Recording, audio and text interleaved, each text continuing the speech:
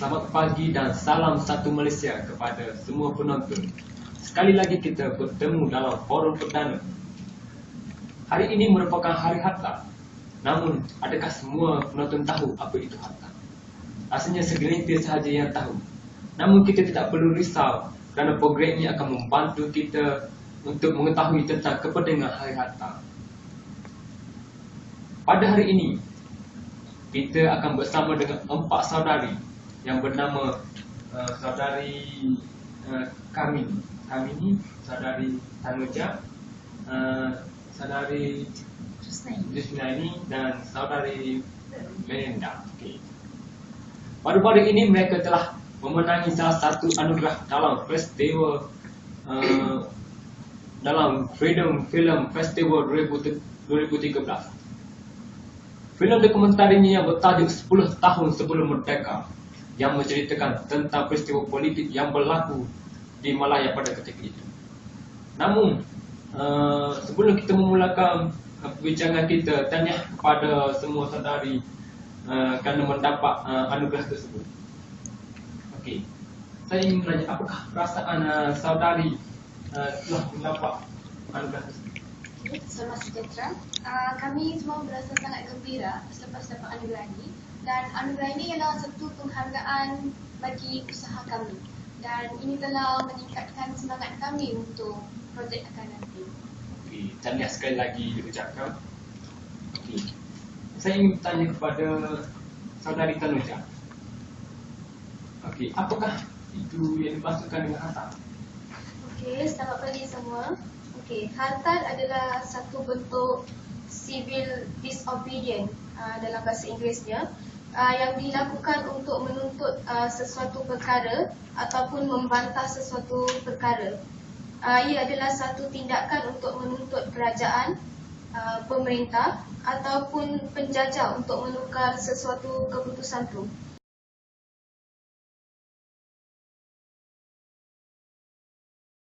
Tindas rakyat. Okay, terima kasih kepada Encik Tanuja. Yang kepada Encik Jusnaini, apakah itu hari harta dan bilakah hari tersebut bersama? Assalamualaikum dan selamat pagi. Hari harta ini ialah hari di mana masyarakat Malaya telah mengadakan satu demonstrasi politik terbesar yang tidak pernah dilihat dalam Malaya sebelum ini. Hari harta yang berlaku pada 20 Oktober 1947. 20 Oktober. Ya. Encik Melinda, apakah sebab berlaku harta di Malaya pada tahun 1947? Saudari boleh terangkan apakah yang berlaku sebenarnya dalam kalangan masyarakat Melayu sehingga mengadakan harta? Okey, selamat sejahtera semua. Semasa penjajahan Jepun di Malaya, penduduk Malaya sangat terkilan kerana penduduk Malaya tidak boleh hidup tanpa British. Ini disebabkan oleh implikasi penjajahan Jepun yang besar ke atas penduduk Malaya. Penduduk Malaya mendapat bantuan daripada British untuk menumpaskan penjajahan Jepun daripada Malaya. Namun British kembali ke Malaya selepas Jepun ditumpaskan. Setelah Jepun ditumpaskan, British kembali ke Malaya. Ya.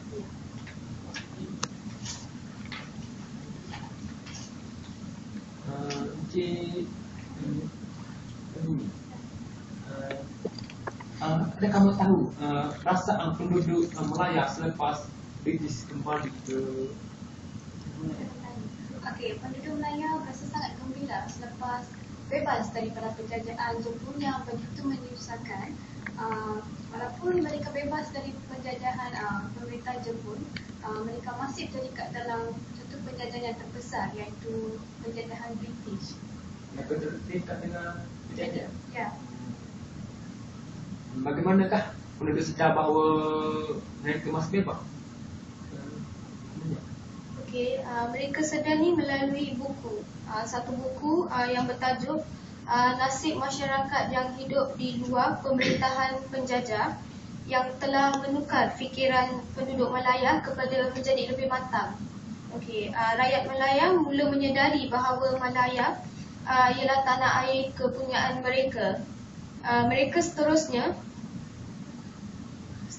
pemberontakan hebat daripada rakyat Indonesia yang melawan Belanda juga memberi rangsangan yang tinggi kepada orang Melayu.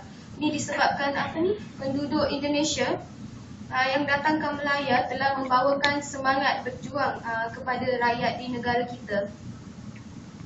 Okey, kita sudah tahu bagaimana penduduk sedar bahawa mereka masih tidak bebas. Dan seterusnya, apakah tindakan selanjutnya yang dilakukan oleh penduduk? Tindakan selanjutnya yang dilakukan oleh penduduk Malaya ialah pada tahun 17 Oktober 1945, Parti Kebangsaan Melayu Malaya iaitu PKMM ditubuhkan untuk mendapatkan kemerdekaan daripada pemerintahan penjajah British. Selepas 2 bulan Malayan Democratic Union MDU ditubuhkan untuk melahirkan kesedaran kepada rakyat tanah air.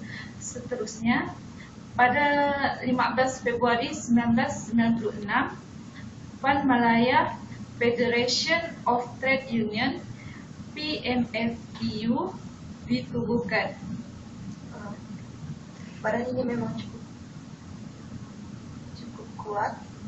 Mereka juga menggabungkan seluruh kesatuan buruh di tanah Melayu. Pemimpin yang terkenal ialah K. Ganapati, Presiden PMFTU, terusnya Abdullah, Naib Presiden Pusat Tenaga Rakyat, dan All Malayan Council of Joint Action telah ditubuhkan untuk melancarkan hartal.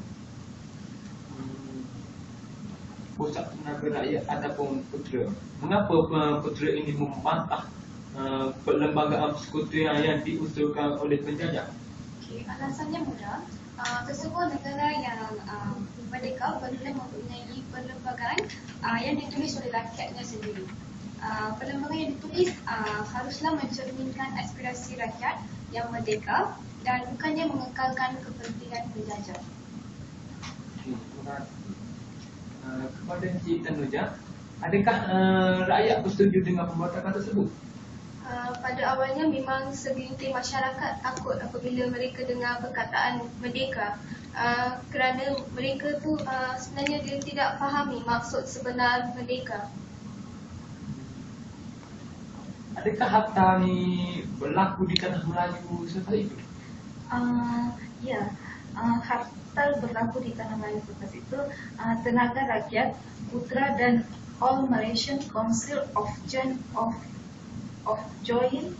Action AMCJA telah melancarkan hartal di seluruh Malaya untuk membantah perlembagaan persekutuan untuk diusulkan oleh penjajah British untuk Malaya. Apabila berlaku hartal, semua aktiviti harian seperti pejabat, kedai runcit, kedai makan, mahkamah akan ditutup. Adakah kamu tahu bagaimana keadaan Malaya selepas harta ini berlaku? Adakah kita percaya mendapatkan kemerdekaan?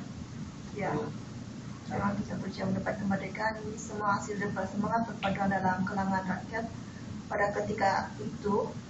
Ini telah memberikan kemerdekaan kepada kita. Selepas 10 tahun berlakunya hartal, penjajah British memberikan kemerdekaan kepada tanah Melayu yang diterajui oleh UMNO, MCA dan MIC ketika masih lagi dalam keadaan darurat.